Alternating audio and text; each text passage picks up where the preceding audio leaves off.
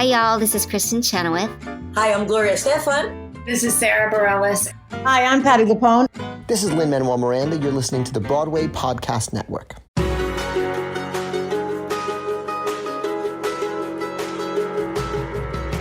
Welcome back to the Theater Podcast, intimate personal conversations with the industry's biggest names. Today we have Jake Bazel, who has an amazing story of creating the Winnie the Pooh theatrical adaptation, musical, by the way, with Disney Theatrical. He helped Disney get into the off-Broadway space because, you may or may not have realized this, that all they have ever done are big budget Broadway productions. And so this is an experiment. This is a great opportunity for them to try to build something that caters to a much more intimate audience in an intimate space. And I've seen the show. I love it. He mentions this at the end, but he does puppeteering and he gets involved with all of this children's work to keep his inner child alive. And it's something I think that we all need to listen to and do a little bit more of. As always, find me online on Instagram and Twitter. Hit me up on your DMs. Let me know you're listening. Tell a friend, help share the word about the podcast. And now everybody, please enjoy this episode with Jake Bazel. Here you go. 1, 2, 3.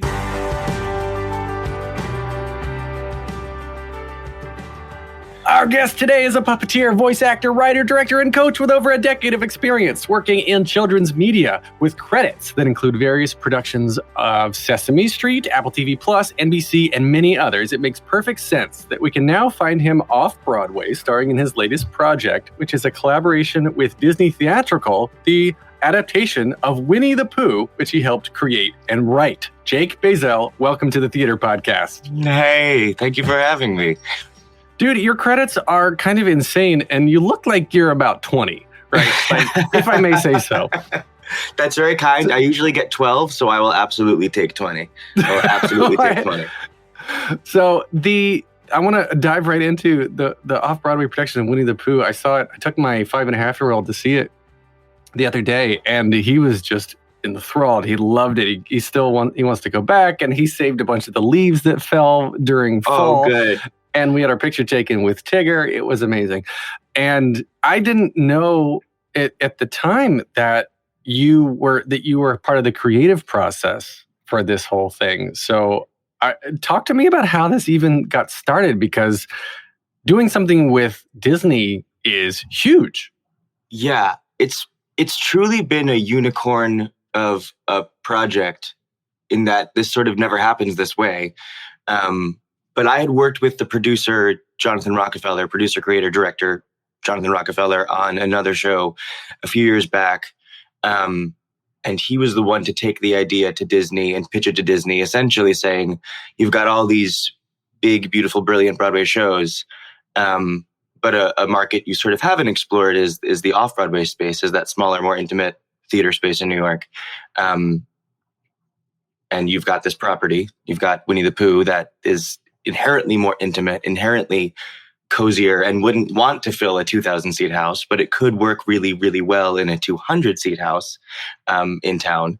So that was sort of the initial pitch. And he brought me into that pitch knowing that I was, he needed a puppeteer to be in a mock version of the Pooh puppet for that meeting.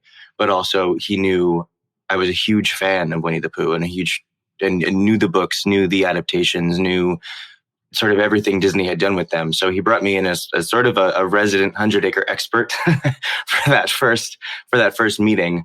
And then when we met up together a few months later to start actually working and writing on the show, I took on a bit of a writing consultant, again, being the 100-acre guy in the room as we were building the show, which is, it's been wild to wear a few different hats on this show. And it all happened organically, and it's been wonderful to then also step over into playing Pooh and continuing to wear that puppet for readings and workshops. And so they sort of happened concurrently. I was switching back and forth as we built the show over 4 years. It's been a wild ride. So let's take it. Wow, 4 years. So that's sort of, I mean, it takes multiple years for big Broadway shows to make it all the way to Broadway. And that to me seems, I don't know if that's I was going to say, it seems long for off-Broadway, but I don't actually know why did it take so long in this space? Was it because of getting the brand right? Like, this is such a recognizable brand and a story. Well, I mean, the story is original to your show, but the overall concept of Pooh has been around for decades. Yeah, I mean, we were slated and we were sort of ready to go at this time last year, and then of course everything hit, and that was it. That was one of the 4 years right there, is the pandemic. But Right. But before then, yeah, we really wanted to take our time and get it right. We started in 2018 with sort of a list of things. We wanted the show to feel as fresh as it could, but also quintessentially Winnie the Pooh. So we started just with a list of things that we knew we needed in the show. What are the vignettes? What are the tableaus that people are going to come in expecting? And how can we take those and make those feel fresh, honor those, but also turn them on their head in a way, and then make them feel fresh in a new way. So from there, yeah, it was just writing and rewriting and building out shows. Initially, some of the earlier drafts of the show were way too big, and not that it was trying to be Broadway, but it was trying to be a bigger, more lavish thing. And then we realized it was actually in our favor to really play to the smaller space and pare it back a little bit, and not try to be a bigger, splashier show. I think a huge part of the reason why the show works is because it honors sort of the smallness and the simplicity of the original books. I think why people love Winnie the Pooh is because in all of the stories, nothing ever happens, and yet so much gets sort of discussed and talked about. Like this is like these huge metaphors for humanity, but like also at the same time, nothing is ever happening. So I think getting that tone right just took a while, and we wanted to make sure people really care about these characters and really care about these stories, and carry these characters with them very closely. So we wanted to make sure we were getting it right for sure. Yeah, I'm holding up Eeyore. That when I left with my son, I said, "What do you want to get? What stuffy do you want to get?" And he knows the characters, but he just calls this his donkey. He loves sleeping now with his Eeyore, with his donkey, and it's here in my office because he fell asleep in my office last night when I was doing a late recording. But yeah, it's incredible the amount of I guess the environment that has gone into it, being built up around the outside of the stage and even inside of the stage, because this is something that I took for granted until I went to other theme parks that shall not be named. But when I was a Disney kid, I'm a Disney adult, and so part of my experience going to Disney is the lines, the cues. I love the interactivity and the elaborate set decoration, for lack of a better term, that they do in the queues. And outside the theater, you've got the merch and you've got the stuffies, but you've got these books, right? Like, instead of a program, you have a hardcover book, which I think you had a hand in creating, right? Yes, I helped with that synopsis that we sort of retell the plot of the show there in that book. That book is beautiful and wild, and I kind of can't believe they chose to do that, but it's such a great souvenir, and they sell like crazy. It's very it feels very West End of us to have the program souvenir that you buy separately. But yeah, people seem to be really loving that book, and I think it's a nice takeaway to remember the show with, especially, bringing young kids to the show, and then they can have that book forever, and it's a good way to remember having seen it years later. What I really like about the book too is you retell the story and the plot, but it goes into the scenery and the costumes, and there's actually behind the scenes inside the book of how the show is put together, but geared towards that age group, that demographic who would be reading that book in the first place. Yeah, I mean, all our designers on the show really killed it. I mean, the puppets are gorgeous. The textures on them are gorgeous. Same thing with the set design. It does feel like you are sort of in the 100-acre wood. It's that attention to detail is certainly very inspiring as an actor. It helps a long way. So you mentioned at the beginning that you were brought into this because of your puppetry experience. And, in the bio, I said that you've got over a decade of experience working in children's media and whatnot. So talk to me about how you got started? Why, as an I was going to say ex-actor myself, but I guess you never quite leave the stage.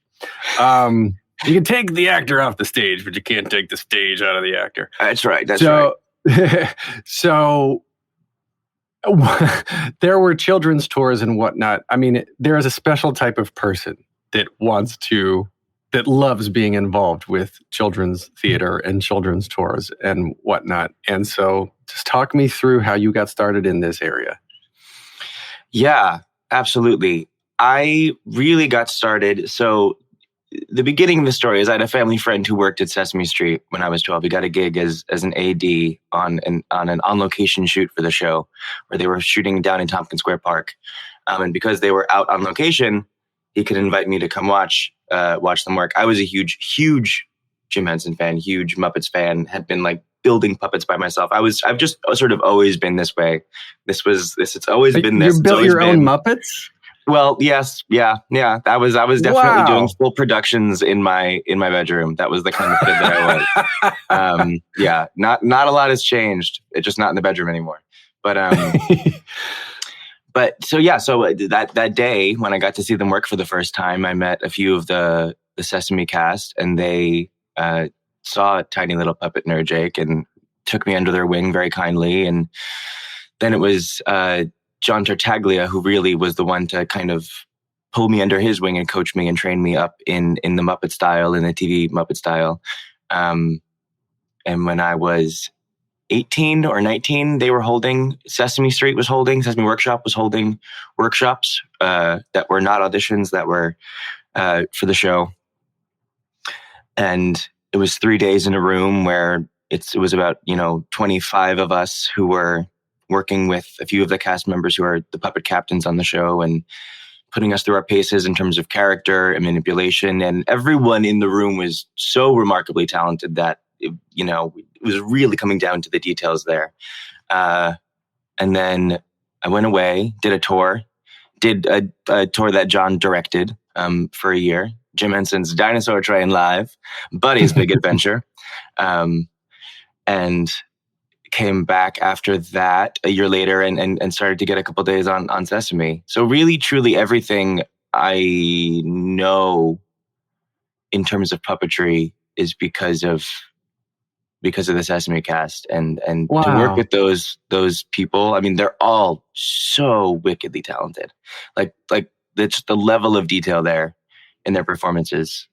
And the subtlety in their performances. You think of Muppets, you think of big, broad strokes, but like these are subtle actors who can really do beautiful stuff. So learning under them has been such a gift. I've been such a small part of the Sesame legacy and canon, but it's been such a huge part of how I move through every job that I do. So in my mind, there's different categories of puppetry.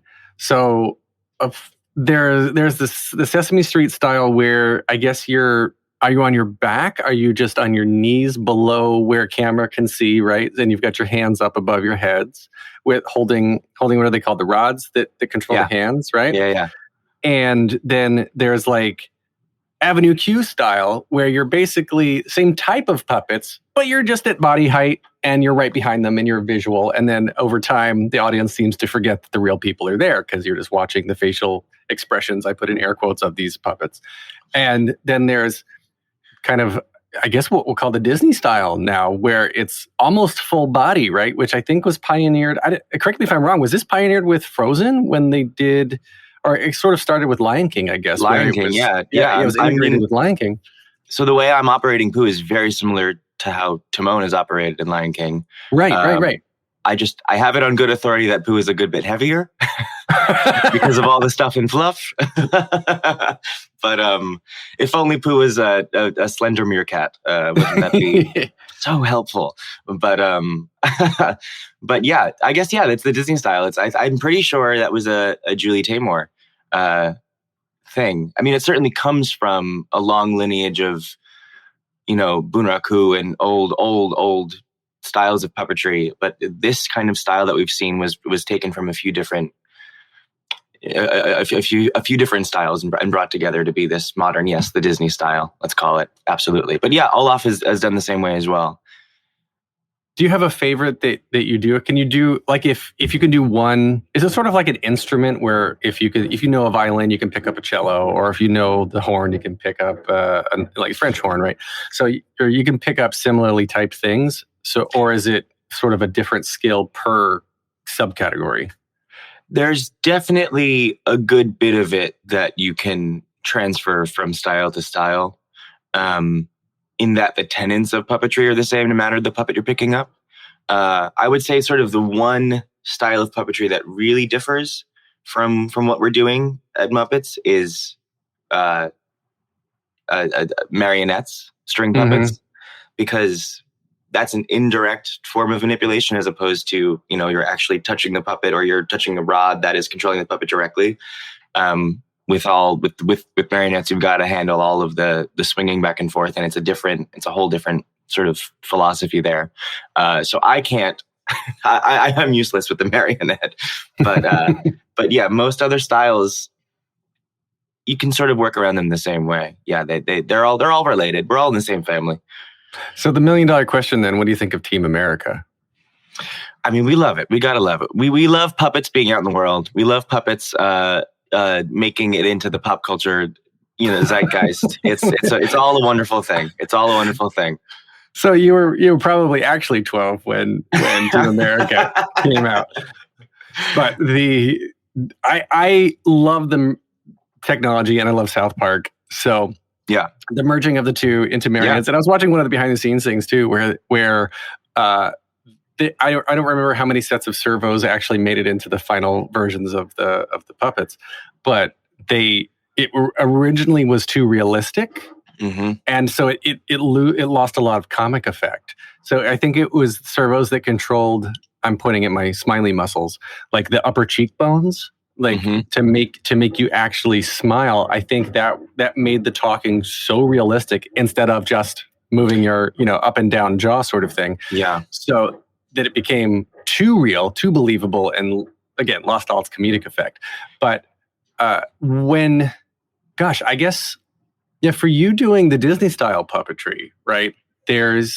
What are you controlling with the hand that's inside the head? So you've got eyes and mouth in there, or just, I don't remember off the top of my head, but it's just mouth, right? It's just the mouth. So I'm doing the exact same thing I would be doing in a Muppet style up over my head puppet.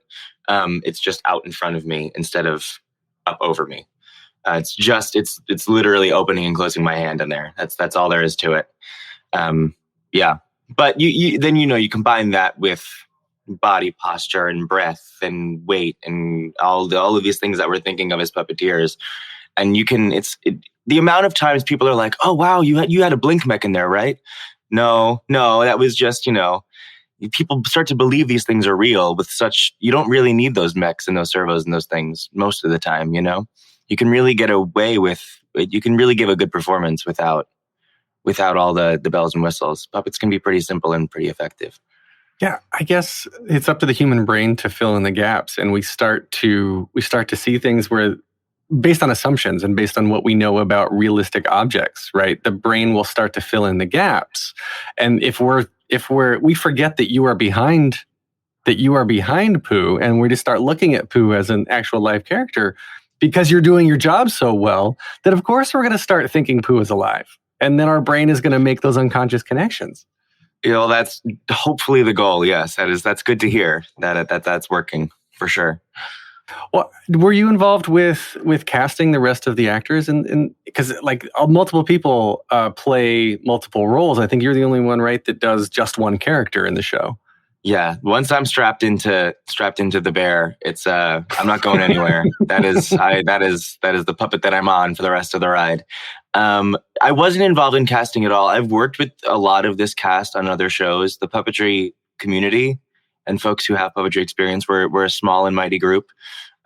So we tend to kind of hop from job to job together, which is a lovely thing. So I know a lot of these folks. I think Christina, who's our Kenga, was the only person I hadn't worked with at all before this show. Mind you, it's a small cast, but no, I wasn't involved in casting at all. I was thrilled when the cast came through. A lot of these folks did work on the workshops as well. Kirsty, who's our Piglet, was in all of the workshops with me. So we've been Piglet and Pooh now for years together, which is wonderful because we have a good amount of scene work together. Mm-hmm. And I think I certainly feel, you can feel that the time we've spent building out these scenes. And, there are many cut scenes, many versions of the script that are no longer there, but those moments informed what actually ended up in the show because it was the two of us. So that's been a gift to have that much time for sure. We're going to take a short break. Stay tuned for more of the episode.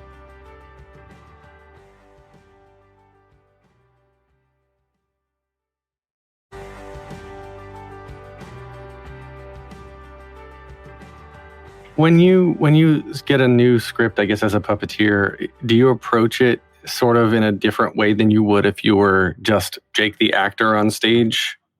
Because, I'll stop right there. I don't think so.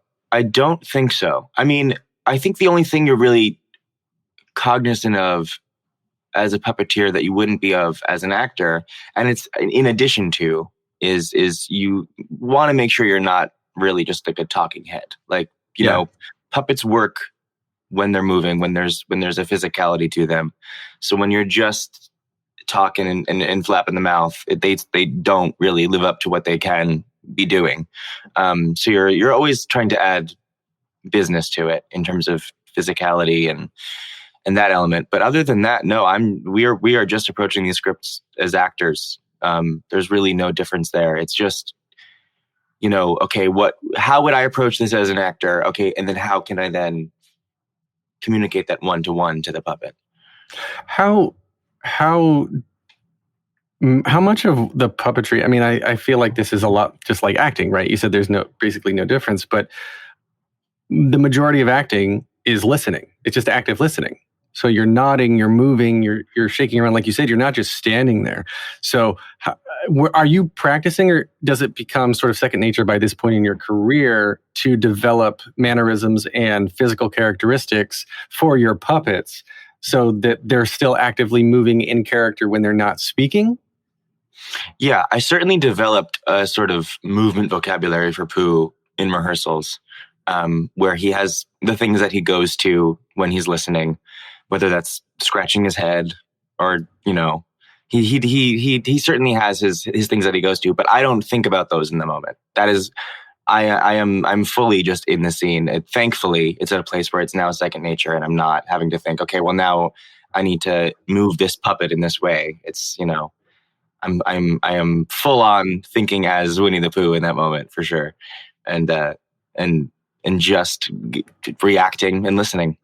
So you get stuck in trees at home searching for honey all the time. I'm very method. Totally relate. I've been doing a lot of sleeping, a lot of eating. This is all very true, actually. It's been a lot of sleeping and a lot of eating. It's been a great permission slip playing Winnie the Pooh to get to lean into both of those things. My passions for sleeping and eating and seeing my friends.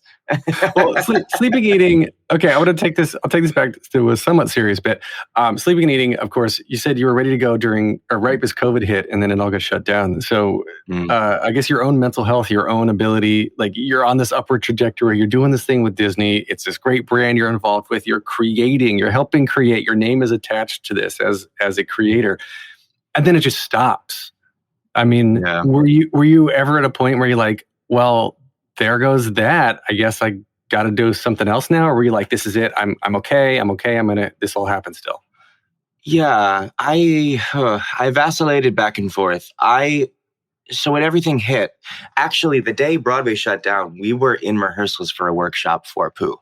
We were going to be presenting the final draft of the show for Thomas Schumacher and a few other folks in development at Disney. Just some little guy, yeah. Yeah, just some guy. Some guy. And we were 2 days into the rehearsal process for that workshop.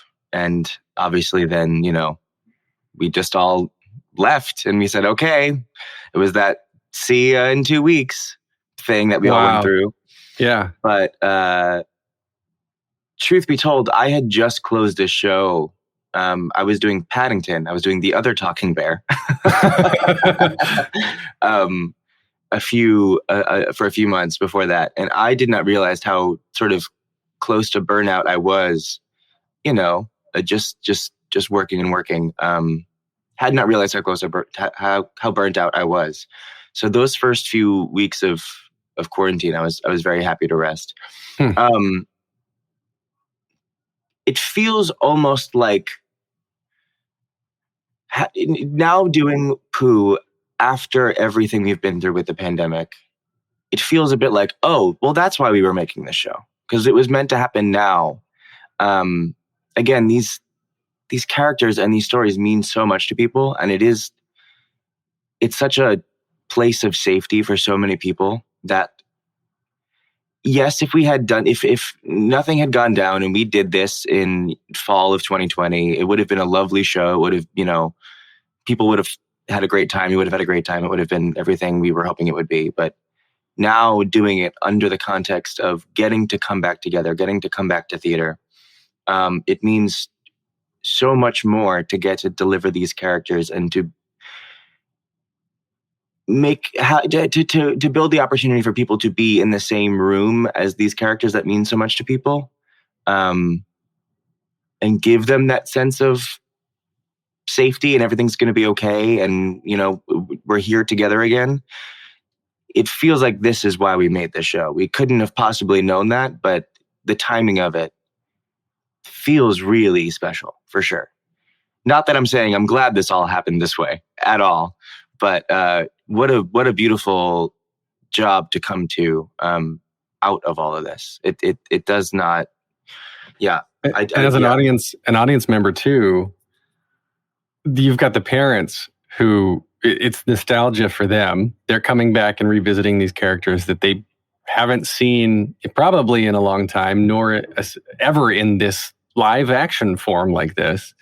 And then, as the case with my children specifically, sometimes they're introduced to this stuff for the first time. They're familiar with it, and maybe like we've read some books or whatnot.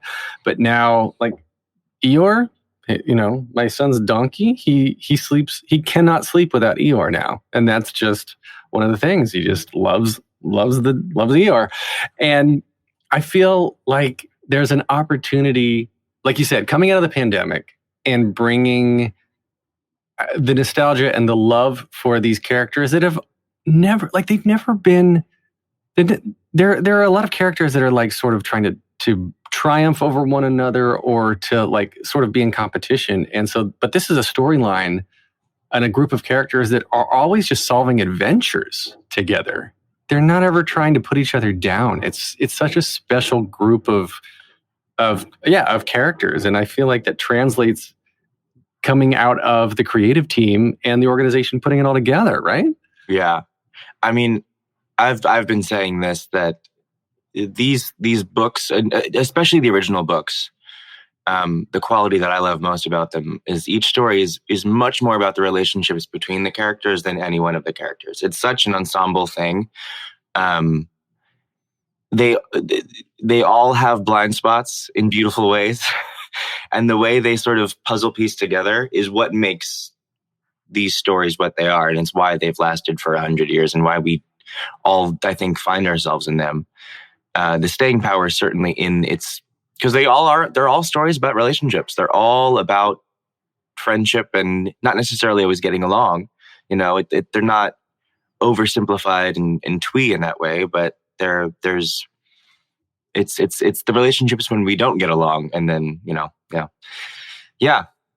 They're special. When you're creating for children, I mean, I guess what's your background and what's the training process that you've gone through to specifically create and perform for children versus adults? And I'm not saying adult content. I'm just saying when you're making a kids show, it's obviously done in a little bit of a different way so that the kids can stay more engaged through whatever means, I guess, that work best for them. And not being a creator of anything for children, I have no idea, but I know it works. Yeah, I mean, that a lot of that comes down to the material that we're dealing with. but it's not necessarily because we as actors are dealing in a different way with that material, if that makes sense. One of the first shows I did when I got to the city was the Very Hungry Caterpillar show. And that was for, that had an even younger market than Pooh does. We had some like true tiny little like potato babies in the audience, and it was wonderful. And they would watch the show. Like they were, they didn't know where they were or why they were, but they were watching the show. They were not off somewhere else. But we as actors approached that material like sort of anything else, and we found the metaphor in it. And I really love working on projects that can exist on different layers for multi-generational audiences. So I try not to do kids stuff that is just kids and hey boys and girls, like that stuff I really don't care for. I do gravitate towards stuff that, yes, in its most simplest, in the simplest form, it kids love it and they're gonna love it. But there's also I think those things work because there's layers there, and because we're pulling in the parents and the grandparents too. I mean, and Winnie the Pooh is the North Star of that. I mean, there's so many layers there. And for the longest time, these books have been sort of a North Star of the kind of work I wanted to do. I never thought it would translate to me actually getting to work with these characters and these stories in any way. But that's far more interesting to me than doing kids shows or, yeah, it's stories that can speak to kids as if they're adults and speak to adults as if they're kids. Right. Yeah, I get that. I mean, we're obviously not watching Pooh solve astrophysics equations, right? So it's something that because that would be so entertaining. I mean, that's what give the people what they want. We can have Paddington Bear and Winnie the Pooh playing chess. That's the cutscene. That's the cutscene. Yeah, that I can see why that was cut from the show. The whole thing for me is. Kids are empathetic. Kids are more open to emotion than adults want to let on that they are. I don't ultimately think maybe that adults are less receptive than kids are. I think adults just have more of the armor on as we get older, right? We learn how to segment and compartmentalize and pretend things aren't bad or good or whatever the case is. So you've got Eeyore, which for years has been famously like helping kids deal with sadness and depression. And I want to say Pooh also has a little bit of anxiety and like Tigger can be manic. And you've got all of these extremes, right? So is there any part of that made it into the creative process or like you as Pooh, does any of that shape how you portray him or does he affect you outside of the show? Because I feel like every character becomes part of the actor at some point. Oh yeah. I mean, I think people think of Pooh as like ever the optimist. And I'm not sure that's entirely true now having played him for a bit. Cause I spend like very little of the show like fully happy. Like Pooh's like his home base is like he's like a detective. Like he wants to put the things together, Like he's doing like the puzzle in his head at all times. He's sort of one step behind everybody. And I think that's probably where a bit of that maybe anxiety comes from. Is like he's just in a place where he's figuring it all out, which I can certainly relate to. I am just always in a place where I'm just trying to figure it out. Yeah, and it actually really is it's a fun, very human place to come from. It feels like. I think that's why people respond to him is because he's just trying his best. He's like, I woke up. I guess the next right thing to do is go have breakfast, and then I guess go take a walk. It's like pretty much all of us in quarantine. Like, what are we gonna do? I guess I'll take a nap. I don't know. I'll go walk and see Piglet and then go from there. Yeah. I think I certainly got closer to Pooh during that time. I can see it from a different perspective for sure. Oh, I love that. Absolutely love that. But the show is beautiful, and everybody needs to go see it. And so where can we find you on social media? Yes, social media. So I'm at Jake Bazel everywhere I need to be. I mean, I'm on Twitter, but I'm not on Twitter, you know? Mm-hmm. You know, I'm on Twitter, but I'm not on Twitter. But I'm everywhere. And yeah, you can find me there. Wonderful. So let's close out with 3 standard closing questions that I think you're prepared for because you said you've listened to past episodes. Okay. The first one is, what motivates you? I do everything for the kid that I was. Ooh, I love that. You should get that tattooed on your hip or something. Not your face, because you need your face, but get a tattoo on your hip. I do everything for the kid that I was. Actually, I'm trying to decide if I want to go into. Okay, I'm going to ask this question then. So the kid that you were, is that still inside you, or are you trying to get back to that? Oh, I think I've very intentionally preserved it, and I think that comes from that day at Sesame when I was 12, and I saw this as a profession from such a young age that I knew that this was sort of the part of me that I wanted to lead with and speak to. So I think I've done a very intentional job of trying to protect that part of me. So it's still in there for sure. Oh, I love that. Okay. So second question then, what advice would you give to your younger self and younger people listening now, starting out down a similar path? Oh, just be patient. Please be patient. Be patient with yourself. I think that was the blessing and the curse of seeing it so early as a kid, that I was like, oh, I want to do it now. And I got really impatient, and I didn't actually let myself be enough of a kid in some ways. So yeah, just letting it, it's going to take time, and that's okay. It's going to take time, and that's okay. I like that. All right, last question. Hardest one. If you could only see one show for the rest of your life, you can see it as many times as you want, what would you see? Oh, that is a good question. I think well, I will say that answer is going to change daily.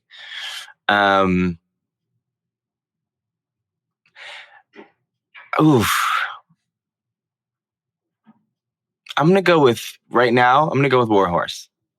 Warhorse? Stick to the puppet theme. Yeah. Wow. The first time I saw that show, I was like, woof. It was a gorgeous production. Oh, did you see, speaking of oversized puppetry, did you see King Kong? I did not see King Kong. Oh. I did not see King Kong. But okay. I've had many conversations about King Kong. And that puppet is absolutely stunning. Amazing.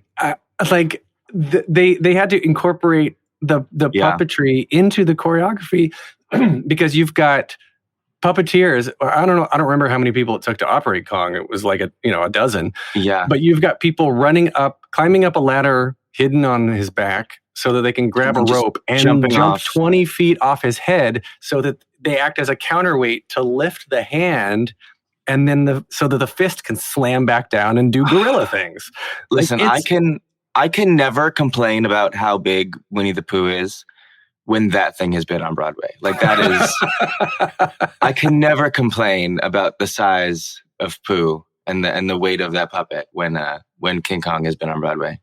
I think he weighed 2,000 pounds. I'm sure it did. I believe that's the stat. I'm sure that show was a workout. I have no doubt. But oh gosh, and to interact with something that large, I mean, just incredible. Anyway, thank you so much for this lovely conversation. Thank you. You're bringing out my inner child here as well. Oh, thank you. So I've appreciated it.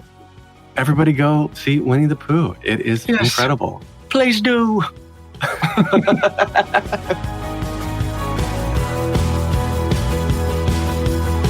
a deep breath, make the world a little colorful.